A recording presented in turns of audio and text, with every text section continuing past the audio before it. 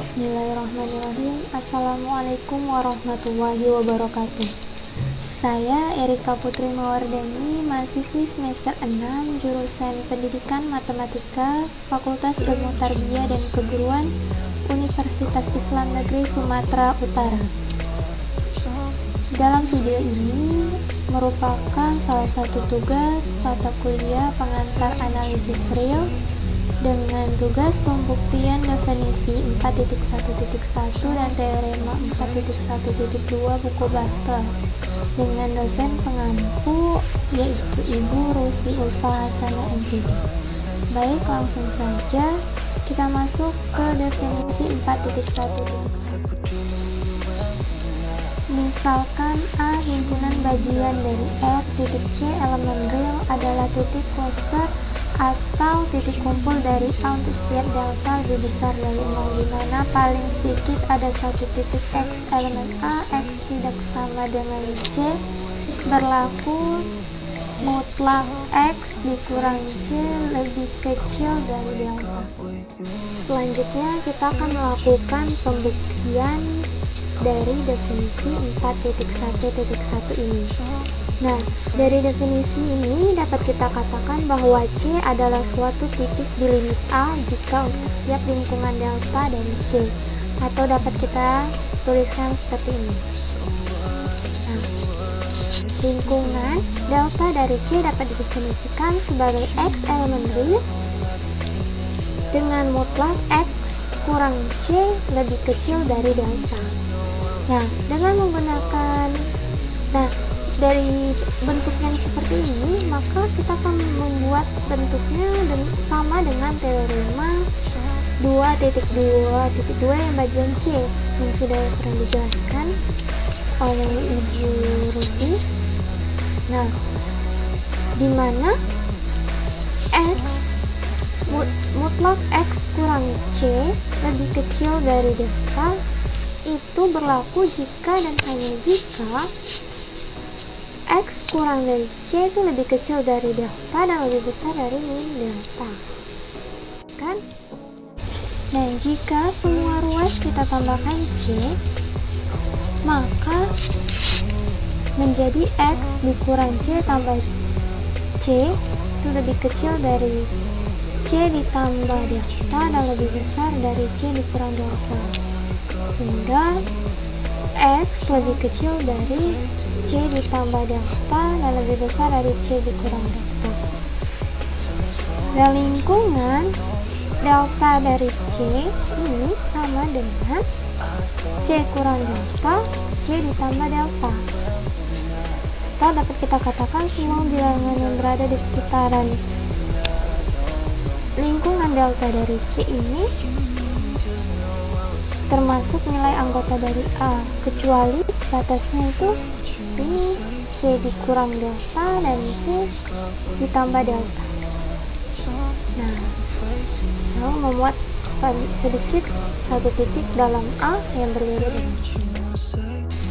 Nah, untuk lebih jelasnya lagi, perhatikan garis bilangan berikut. Nah, coba kita kembalikan ke definisi di mana ada jarak ini X dikurang C lebih kecil dari delta.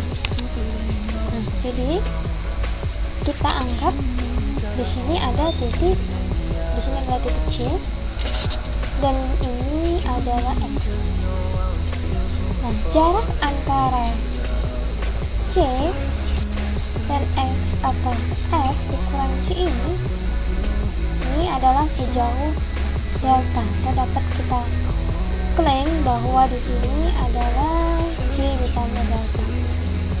Begitupun jika di sini X, maka jarak antara ini C dan X ini adalah sejauh delta, dan kita klaim bahwa di sini adalah C dikurang delta.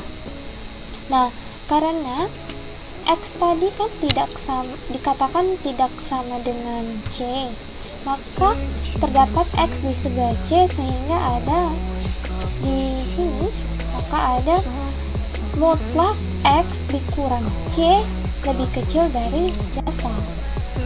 Nah, semua bilangan yang ada di sekitaran, yang berada di sekitaran daerah lingkungan delta dari C, termasuk nilai anggota dari A.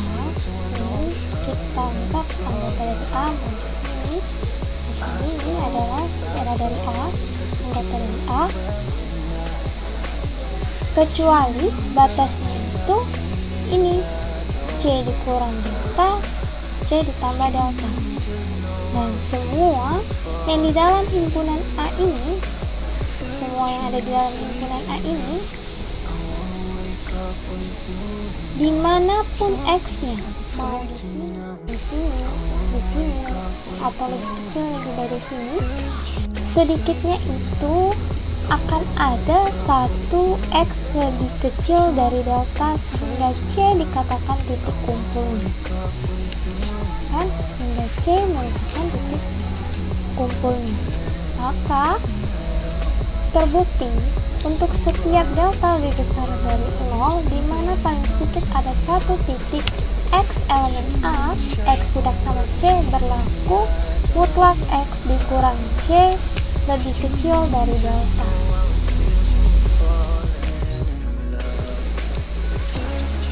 Dan kita masuk ke contoh. Ya, diketahui A itu sama dengan himpunan 1, 2. Nah, titik poin A tidak mempunyai titik kumpul. Nah, kita misalkan deltanya itu sama dengan 1/2. Nah, angkanya itu ada yang pertama, kita pilih yang 1 sebagai titik kumpul dari A, dan pilih 2 sebagai titik kumpul dari A juga. Nah, yang cara yang pertama itu kita pilih dulu yang 1 sebagai titik kumpul dari A, sehingga dipilihlah C itu sama dengan 1, maka pilih X nya tidak sama dengan 1. X elemen A yang berada di dalam sekitaran lingkungan delta dari C. Kita lihat garis bilangan. Kita anggap di sini C yaitu sama dengan 1 dan di sini adalah 2. Nah, kita misalkan di sini ada bilangan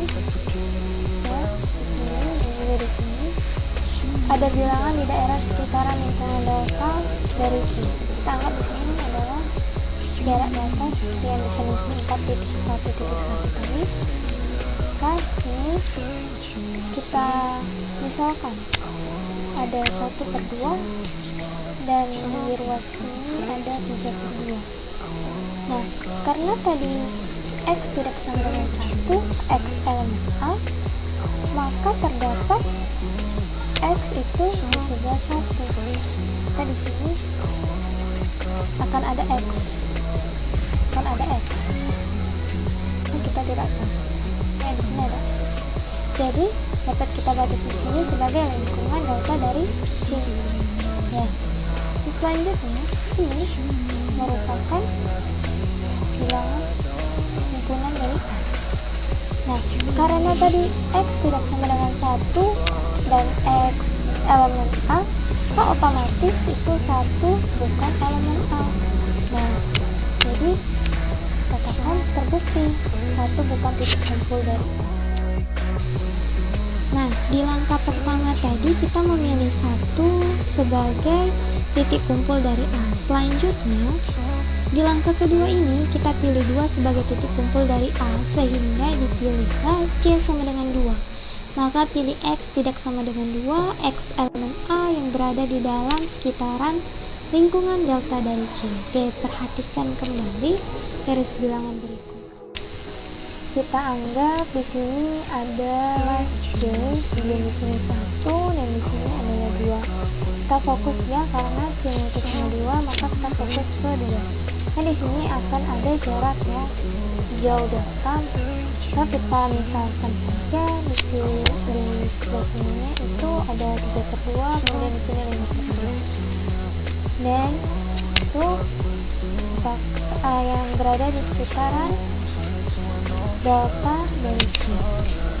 karena di sini akan ada X ya, terdapat X di sebelah 2 di sini akan ada X di sebelah 2. Selanjutnya karena tadi X nya itu selanjutnya karena tadi 2 sebagai titik kumpul dari A, maka di sini adalah lingkungan A.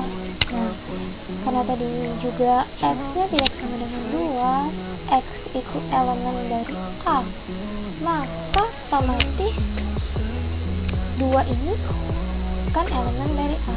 Jadi dapat terbukti 2 bukan titik kumpul dari A. Nah, jadi berdasarkan dari langkah pertama dan kedua, A tidak mempunyai titik kumpul. Oke, baik, kita masuk ke pembahasan yang kedua ya, yaitu teorema 4.1.2. Itu suatu bilangan C elemen real adalah titik kumpul dari himpunan A, himpunan bagian dari real, jika dan hanya jika ada barisan AN di A sedemikian sehingga limit AN itu sama dengan C dan AN tidak sama dengan C untuk setiap N elemen bilangan asli. Nah, untuk membuktikan teorema ini kita fokus ke definisi 4.1.1 yang sudah dijelaskan sebelumnya. Kita menggunakan definisi itu untuk membuktikan teorema ini. Oke, dalam teorema ini juga akan dibuktikan bahwa yang pertama, limit AN itu sama dengan C, dan yang kedua adalah C titik limit dari A. Oke, baik, kita langsung masuk ya ke pembuktian ya. Untuk melakukan pembuktian teorema 4.1.2 yang pertama, yaitu limit AN sama dengan C, kita perhatikan kembali teorema 4.1.2. Nah, jadi untuk membuktikan limit AN sama dengan C, jadi dapat kita katakan ya, jika C nya ini, jika C titik kumpul dari A, maka untuk sembarang N ya, elemen bilangan asli, akan ada 1/n dari C, yaitu lingkungan 1/n dari C yang memuat paling sedikit ada satu titik dalam A yang berbeda dengan C. Jadi dapat kita tulis ya, untuk pembuktian yang pertama itu mutlak AN tidak sama dengan C lebih kecil dari 1/n, sehingga limit AN itu sama dengan C. Nah, jadi kita misalkan untuk ini ya, A1 elemen bilangan asli 1/n dari C irisan A jika A1 tidak sama dengan C. Selanjutnya untuk A2 elemen bilangan asli 1/n C irisan A jika A2 nya tidak sama dengan C. Begitu juga untuk seterusnya, baik A2, A3, A4 dan seterusnya. Maka AN elemen bilangan asli 1/n C irisan A jika AN nya tidak sama dengan C. Jadi bentuk teorema yang akan kita buktikan akan mirip dengan definisi 4.1.1. Nah, ya, mutlak AN kurang C itu lebih kecil dari 1/n dan lebih besar dari 0.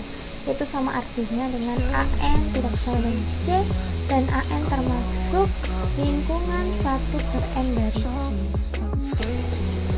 Sehingga mutlak AN kurang C lebih kecil 1/n berlaku jika dan hanya jika AN dikurang C lebih kecil dari 1/n dan lebih besar dari minus 1/n. Jika semua ruas ini kita tambahkan C, maka bentuknya akan menjadi AN dikurang C ditambah C lebih kecil dari C ditambah 1/n dan lebih besar dari C dikurang 1/n. Dan AN ini lebih kecil dari C ditambah 1/n yang lebih besar dari C kurang 1/n. Baik, perhatikan kembali ini garis bilangannya. Ini kita anggap ya di sini itu adalah AM-nya, kemudian di sini C, selanjutnya ini adalah jarak antara AM dan C itu tidak sama. AM itu tidak sama dengan C4. Ini adalah ya, anggap di sini adalah C ditambah 1/n, kemudian ini C dikurang 1/n. Karena tadi dikatakan AM tidak sama dengan C, maka terdapat AM di sebelah C, sehingga ada mutlak AM kurang C lebih kecil dari 1/n. Jadi ini merupakan daerah lingkungan 1/n dari C. Bukan daerah lingkungan 1/n dari C. Jadi semua bilangan yang berada di sekitaran lingkungan 1/n dari C, baik di sini maupun di sini, ini termasuk nilai anggota dari A, kecuali batasnya itu C kurang 1/n, C ditambah 1/n. Dan semua yang ada di dalam himpunan A, dimanapun himpunan AN, sedikitnya ada satu AN lebih kecil dari 1/n, sehingga C dikatakan titik kumpul. Ini berarti mirip ya dengan definisi 4.1.1, sehingga terbuktilah jika ada AN dalam A dengan AN tidak sama dengan C, untuk setiap N elemen bilangan asli mengakibatkan limit AN sama dengan C. Baik, selanjutnya kita masuk ke pembuktian yang kedua. Nah, yang kedua, diketahui AN dalam A, kemudian AN itu tidak sama dengan C dan limit AN itu sama dengan C. Jadi akan dibuktikan C titik limit dari A. Pembuktiannya bagaimana? Oke, perhatikan. Jadi dari yang diketahui dapat kita katakannya bahwa AN dalam A dan AN tidak sama dengan C, maka AN dalam A berbeda dengan himpunan dari C dan limit AN sama dengan C, ya akan berbeda. Nah, artinya itu untuk sembarang delta lebih besar dari 0, adakah elemen bilangan asli. Nah, sehingga jika N lebih besar atau sama dengan K delta, maka AN itu elemen lingkungan delta dari C. Jadi dengan kata lain, terdapat lingkungan delta dari C yang memuat titik-titik AN untuk semua N lebih besar dari K delta. AN elemen A dan AN itu tidak sama dengan C. Sehingga dari pemaparan ini dapat terbukti C merupakan titik limit dari A. Baiklah, semoga pemaparan saya dapat bermanfaat bagi kita semua ya. Terima kasih. Assalamualaikum warahmatullahi wabarakatuh.